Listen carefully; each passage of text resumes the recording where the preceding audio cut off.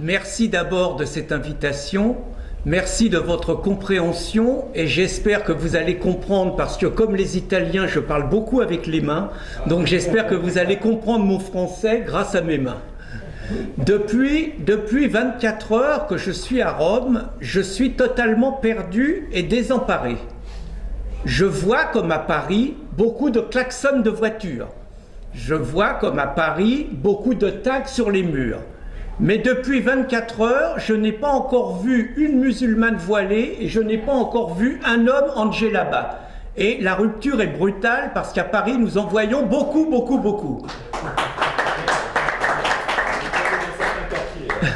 On est aussi dans certains quartiers à Rome. Je suis resté dans le centre de Rome. Je voulais commencer par l'événement qui a agité la France et l'ensemble de l'Europe, à savoir les attentats de Charlie Hebdo, qui ont suivi ensuite ceux de l'épicerie cachère. Naturellement, ces attentats ont suscité une énorme émotion, ont été ressentis comme un événement mondial, et nous avons vu tous les chefs d'État de France et d'étrangers se déplacer pour se faire prendre en photo. On a invité tout le monde, on a invité des islamistes, on a invité l'État palestinien, on a invité tous ceux qui favorisent l'islamisation de la France, on a simplement interdit le Front National. Mais juste une chose, ces attentats ne faisaient que suivre des dizaines d'agressions qui, depuis quelques semaines, marquent notre pays, des agressions où nous voyons des musulmans avec des couteaux attaquer des Français à la gorge, des musulmans en criant Allah Akbar, des musulmans au volant de voitures foncer sur des groupes de Français en essayant d'en écraser un maximum, une multiplication d'agressions qui avait une explication, c'était que les fanatiques de l'État islamique ont demandé deux choses aux musulmans. Ils ont demandé aux musulmans qui vivent en France d'abord de quitter la France pour aller mener le combat en Syrie et en Irak. Et ils ont demandé en même temps à ceux qui ne pouvaient pas quitter la France de multiplier les agressions contre ceux qu'ils appellent les infidèles et de les frapper à la tête, de les frapper avec des pierres, de les frapper avec des couteaux, de les frapper avec des fusils ou de les frapper avec leurs voitures. Ces agressions qui ont marqué l'histoire, les dernières semaines de la France, ne doivent rien au hasard. Elles sont totalement programmées. Elles ne font que suivre les agressions que nous avons connues, notamment de la part du français, je mets des guillemets à français, du français Mehdi Nemmouche, qui a assassiné 4 juifs à Bruxelles. Du français, je mets encore des guillemets, Mohamed Merah, qui a assassiné des militaires et qui a assassiné des juifs dans une école juive à Toulouse et à Montauban. Du français, je mets encore du guillemet, Fofana, qui a torturé sauvagement pendant 3 semaines un jeune juif, Ilan Halimi. Du français, je mets encore des guillemets, Khaled Kelkal, qui en 1995 à Lyon a multiplié attentats sauvages et assassinats contre notre pays dans les transports en commun, multipliant des victimes innocentes. René Marchand parlait de guerre. C'est réellement d'une guerre quotidienne qui nous est menée sur notre sol. Et comment nos autorités répondent-elles à cette guerre ? Les autorités répondent en niant la situation, en disant immédiatement « cela n'a rien à voir avec l'islam », en disant « ce ne sont pas des musulmans, ce sont des déséquilibrés, des fous, ils n'ont rien à voir avec l'islam ». Nous assistons sur les plateaux de télévision, depuis ces attentats, depuis ces agressions contre nos compatriotes, depuis Charlie Hebdo, nous assistons à un numéro sur les plateaux de télévision que je pourrais résumer à ceci. On nous dit « cela n'a rien à voir avec l'islam. L'islam, ce n'est pas ça. » Et on nous dit surtout, ce qui est monstrueux, les principales victimes des attentats sont les musulmans. Et on nous fait pleurer sur les musulmans. Imaginez que nous ayons dit en 1940 que les principales victimes de l'Holocauste, c'étaient les nazis modérés. C'est exactement ce qu'on nous dit aujourd'hui en France.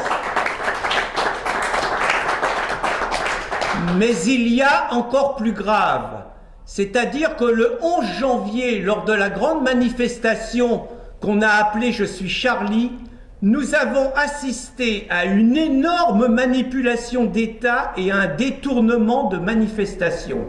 Alors que nous aurions pu penser, face aux monstrueux attentats contre les journalistes dessinateurs de Charlie Hebdo, qu'il y aurait une révolte contre ces violences musulmanes qui se multiplient sur le territoire français, les socialistes, avec leurs alliés écologistes, avec leurs alliés communistes, avec la complicité des journalistes français, ont complètement retourné cette manifestation en disant que c'était une manifestation contre le racisme, une manifestation contre l'antisémitisme, une manifestation contre l'intolérance, mais n'ont jamais cité une seule fois le mot islam.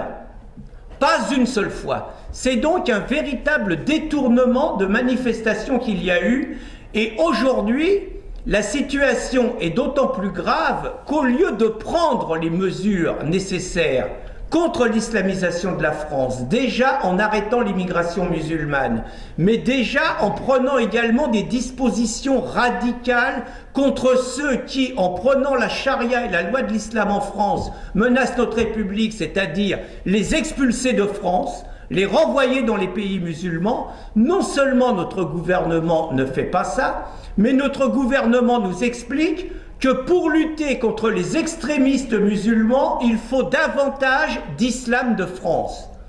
Qu'est-ce que serait l'islam de France selon eux? Serait-ce un islam où on va apprendre à aimer les juifs? Serait-ce un islam où on va apprendre à aimer les catholiques? Serait-ce un islam de tolérance? Serait-ce un islam où on va dire que les infidèles, il n'y a pas de problème? Serait-ce un islam où on va nous dire qu'on peut changer de religion et qu'un musulman, parce qu'il décide de passer catholique, n'aura aucun problème? Mais cet islam-là n'existe pas. Et si cet islam-là existait, il ne serait plus l'islam.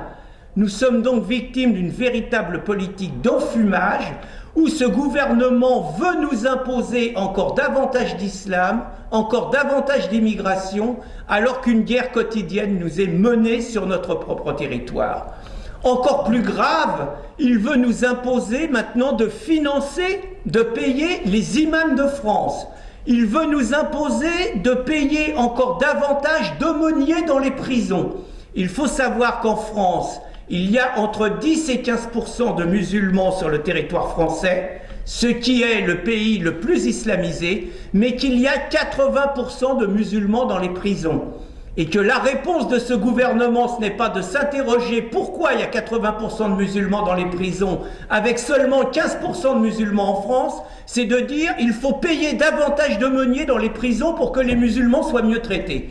Voilà comment notre gouvernement réagit. La solution face à cette véritable trahison, elle est par la mobilisation des peuples. Elle est par ce que vous allez organiser cet après-midi de manière exemplaire avec la Ligue du Nord. Elle est ce que nous avons organisé en France en décembre 2010 avec les assises internationales contre l'islamisation de nos pays, où nous avons eu une intervention, un texte remarquable de Mario Borghesio. Et elle est dans l'initiative que nous allons organiser le 15 mars 2015 à Paris, où nous espérons que Mario Borghesio sera présent, où nous aurons le plaisir d'avoir Mélanie Dittmer qui sera présent, et où nous aurons surtout la volonté de montrer que malgré les intimidations, malgré les menaces, malgré les assassinats des islamistes, les Français, les Européens tiennent à leur liberté d'expression, se mobiliseront et crieront « Liberté !»